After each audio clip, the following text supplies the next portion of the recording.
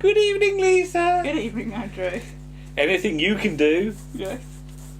That's all it's called. That's what it's called. That's what it's called. No question mark or anything, or exclamation mark. Just anything you can do. No.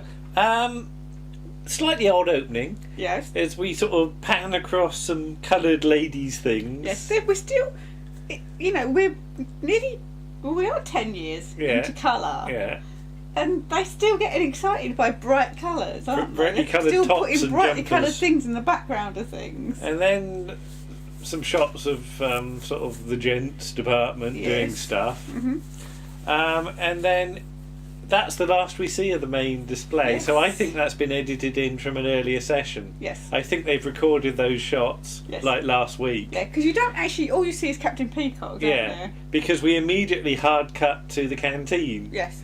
So it's no like passage of time. No. It's just like either that or they're in two places at once. Mm-hmm. And there's the actual font was different as well. Oh, was it? I didn't notice. Yeah. No, I didn't really notice. It looks smaller. Not as obvious, but as the one time, and we noted that when it suddenly changed halfway through the end credits. But it's lunchtime. Mm-hmm. Although there's some argument later whether it's lunch or dinner. But anyway. But I presume they have an hour for lunch. Yes. But half an hour's passed and no food's turned up, has it? No. Mr. Goldberg says his stomach's bubbling like an atomic power station. Mm-hmm. Atomic power stations don't bubble. Not unless there's something seriously wrong with them. Well, perhaps that's what he means. Yeah. But yeah, they've only got half an hour left to have their dinner. Stroke lunch. Well, yes. Because, what was it? Captain Peacock says you have lunch then dinner. Mm-hmm. But Miss Brahms says you have dinner and supper. Yes. And Captain Peacock says that that's a sign that she's working class. As she objects to that because she lives in a detached house. Yes. See, I have lunch and dinner. Okay. Or lunch and tea, actually. All right. Okay. We had this debate at work a while back, though. Yeah. Was it dinner or tea? Oh, Mrs. Slocum, we should say what sort of turquoisey, isn't it? Yes, it's very bright. Yeah. Mm. There's some talk about how Captain Peacock has his dinner, whether he dresses with a dinner jacket. Yeah, he wears a deep dinner jacket, and then Lady Peacock comes down in a tiara. Yeah. But Mr. Humphreys has been to see the canteen manageress and about his spaghetti. Yes. And she gave him a right earful. Yeah. Then he says later on he's going to have Toad in the hole. Yeah. So is he having both? Maybe. I don't know. And turns out he literally did get a right earful, as he somehow produces a load of spaghetti. It's in his hand, isn't it? I know, it's like in it's a Tommy Cooper job, isn't it? Yeah. But yeah, he sort of. I should have had a bit of string and done. I should have set that up, shouldn't I? You haven't got any string. No. But yeah, Mr. Goldberg says, standards have fallen, and once upon a time you looked at the map and there was red everywhere. Because it was the British Empire. Because of the Empire. I thought it was pink, not red. No. Right. But what Mr. Lucas says is still red, but about the place, but that's a sign that we owe money. I think it was red. Yeah, alright, yeah, okay. Besides, the joke doesn't work if it's pink. No, that's true. And Mrs. Slocum says they've all got plastic cutlery, and it's all the result of science. And apparently they've made larger clover plants, but the bees can't pollinate them because they haven't got long enough noses. Yes. So they're going to breed bees with longer noses. And this is all leads on to a debate about Richard Attenborough. Nearly right. Yeah. Because he runs about in shorts, and you know what this is a reference to, don't you? Life on Earth. Life on Earth, yeah. Because I remember when Life on Earth episode 1 was going to start, I think we were told at school we should watch it because it would be improving for our minds. Okay. So is that the one where he's with the gorilla? Like that is that series, yeah. Episode 1, he's going down looking at fossils and things. Well, it loves him and hugs him. Yeah. Doesn't call him George. So. Yeah. But yeah, there's talk about how life evolved from a thick soup with little orgasms in it. Yeah, Captain Peacock just leans over and goes, organisms. And yeah, there's a load of like creepy things in it. and apparently there are a load of these in the kitchen as Yes. well. Like life is evolving all over again in the kitchen. Interesting that City of Death has got primordial soup in 1979 as well. So there's obviously a lot of it about because of the series. Yeah. It's in people's... people are thinking of minds. So Life on Earth, City of Death, and Are You Being Served all seem all to interlinked. be supping from the same soup, if you see what I mean. But yeah, there's how all the flowers and the plants and the animals all come from the same soup, and all the different types of men. But they soon go into the army solution to all this, which is, you know, why are we waiting? Why are we waiting? And this tells the manageress comes in, and it ends up with just Mr. Goldberg singing it. So, and you changed it. Alfie Bass is going, "Oh, come, let us adore." But she's not fooled, is she? She's not fooled, no. Because she identifies him as the ringleader, even though he wasn't. No, he's just the only one that didn't shut up. Yes, he didn't see her, so he's got a back to her. Yeah, I suppose he couldn't see her coming. She says she'll do them the special order of having it last. So they're going to complain to a higher authority. But she says you can sort of run it yourself as far as I'm concerned. She's too short and she's got a poisoned finger. She describes Alfie Bass as a wrinkled old prune. Yes. And Captain Peacock says she should see a doctor because she's like highly strung, and she says he should see one and he has no need, so she stamps on her foot. On his foot, not her foot. Yeah. And throws dinner in face. What? Don't know. Lunch detached. No, he said if he had his dinner, he would have thrown it in her face. And Miss Brahms says lunch. Yeah. Right. Yeah. And then Mr. Lucas says he was so angry he forgot he was detached. That's right. Okay. Make better notes. Yeah, I was at the end of the page. And cut to Mr. Rumbold getting the wrong end of the stick. Oh God, Mr. Rumbold, he never listens. Just pay attention to what people say. He just or make better notes. Yeah. I've got a touch of Mr. Rumbold's about these notes. Yeah, because what was it? He supposes that Alfie Bass had ordered prunes or something. It just spirals out of control, and then Miss Brahms says that about a cooked goose, and Mr. Humphreys just you regret saying that. Yeah, and the what was it? The spaghetti. Mr. Humphreys' spaghetti was.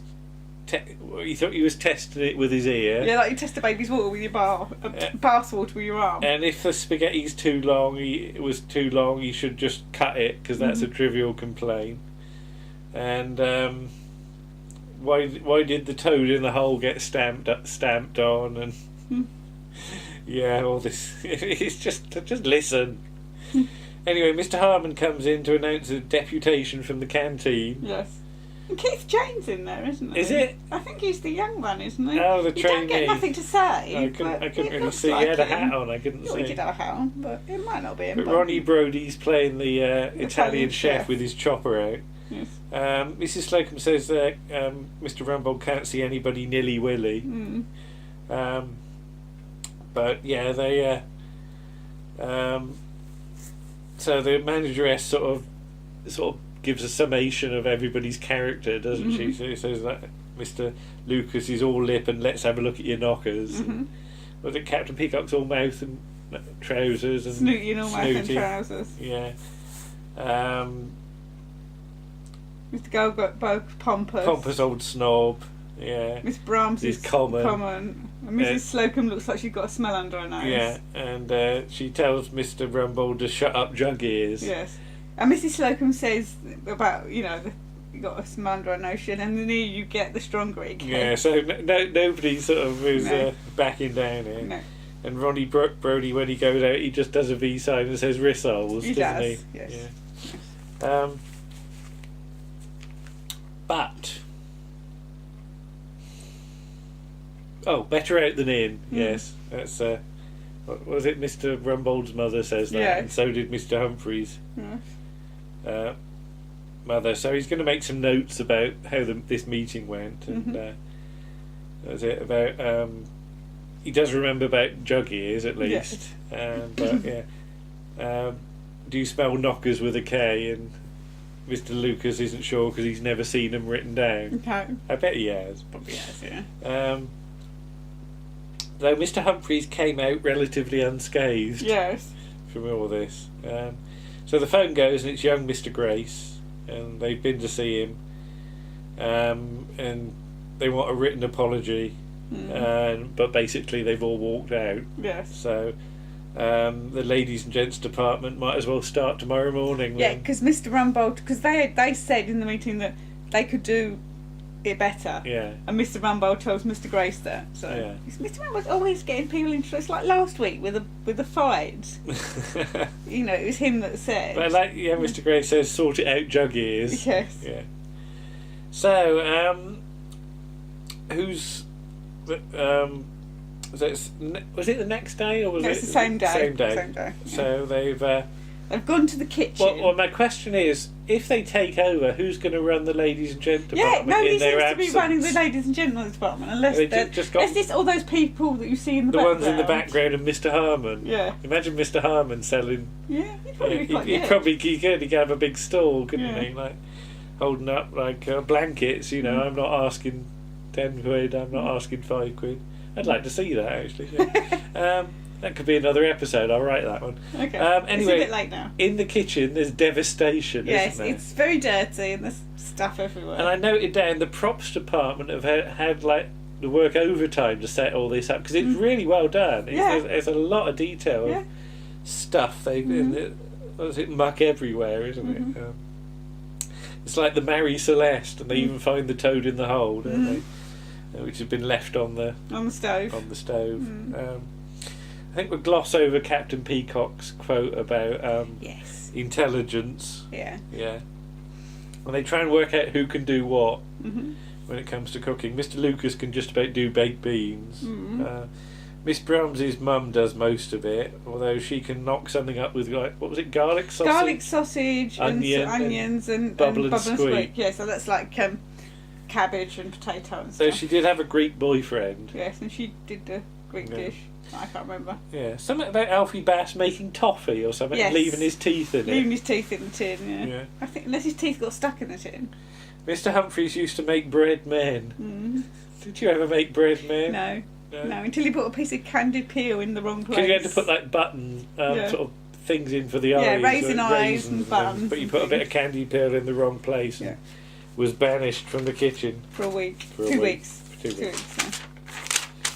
Like Mrs. Slocum, apparently her pussy can gobble up leftovers. It was a good trick if you can do it, I suppose. But and Mrs. Slocum is sort of voted in as head cook, isn't she? Even though Mr. Humphreys gives a really sort of sophisticated menu. But perhaps it's too sophisticated for Grace Brothers. What's it about? It's not a trade union dinner or something like that, first of all, they got to work out how to do the washing up because they've only got one pair of gloves. Now, I would point out that when they go in the kitchen, that water is in the sink already. Yeah, nobody runs any fresh water. They don't run any fresh water, so it's cold and greasy and horrible. Yeah, but Mr. Humphreys has one glove and he has to dip. Yeah. Then he has to use the dish mop. And then he passes it to Mrs. Slocum, who's got the other glove, and then she can dry. Then pass it to Mr. Goldberg for stacking, though he immediately almost drops it. Yes.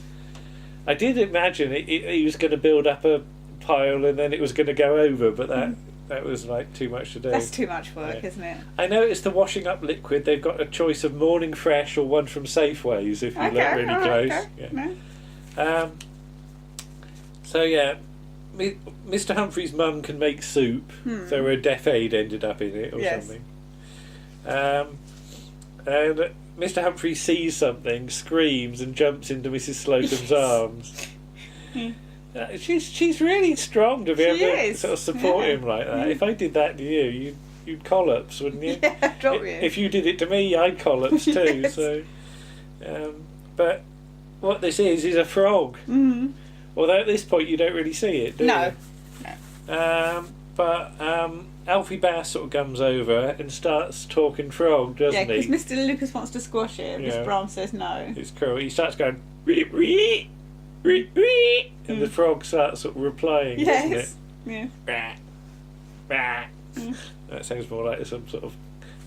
Well, I don't know what that sounds like, but yeah. It doesn't sound like a frog. And this is slightly weird, because they say it jumps into a hole in that skirting board, pointing at nothing. Yeah. Because it's the fourth wall of the studio set, there is no skirting board. There is no wall. So effectively, we're in the wall watching them. Yes. Like we're looking out through a hole, like the frog. Yeah. But yeah, so they can't really sort of just do what the canteen used to supply. No, they've got to be better. They've got to do something new, maybe something French or frog's legs. But what's in the larder? Well, there's one pig, there's one sheep, and there's one hole in the wall with a frog looking out. Well, he must have got round there quick, because that's the other side of the set. He's run really quickly. Unless there's another frog, he's got a whole family. Yeah. Next day, Mrs. Slocum's in waitress costume. Yeah, she's in silver service, like, the full silver service costume. And they're already getting a load of compliments, being told it's the best curry since Wolverhampton. Twice. And it's the best food we've ever had in Grace Brothers. Mr. Humphries has got the chef's hat on again. Yes. Like he had once before. It's all wonky again. And it's all wonky and a bit burnt. It's probably the same again. one. It's not the same one, because the first one got really ragged. There was a big hole in it, and they're doing shish kebabs, or Mr. Lucas is shishing as fast as he can. Yeah, so excuse me one moment. You better go and deal with Rosie's head, which has got stuck in the door. Rose, reverse. Yeah, she's reversed. Right. But yeah, I'm shishing as fast as I can. And somehow the executive dining room has regenerated. Yeah, it's back. Because the executive dining room got knocked into one, didn't it? It did, because years ago there wasn't enough space for fire access or something. But young Mr. Grace is now in the executive dining room, and he's going to have turtle soup, isn't he? The problem with the shish kebab skewers is solved by Mr. Lucas converting a coat hanger with some wire cutters or something. And Mr. Humphries' sheepskin coat is now on the sheep in the larder.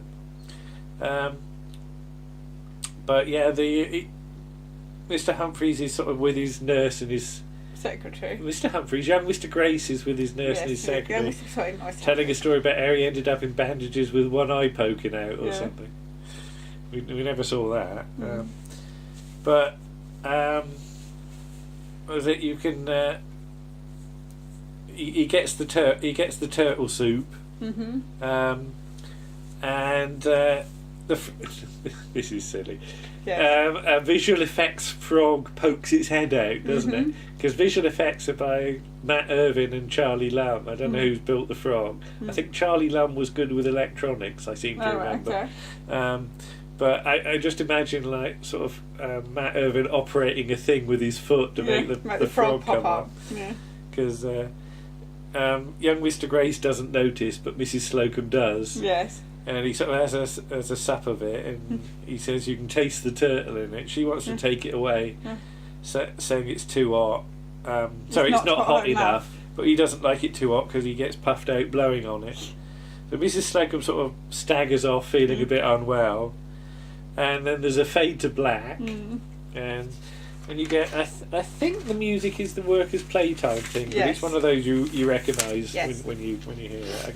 I never quite remember what all those 50s bits of music are, but it's all go in the canteen.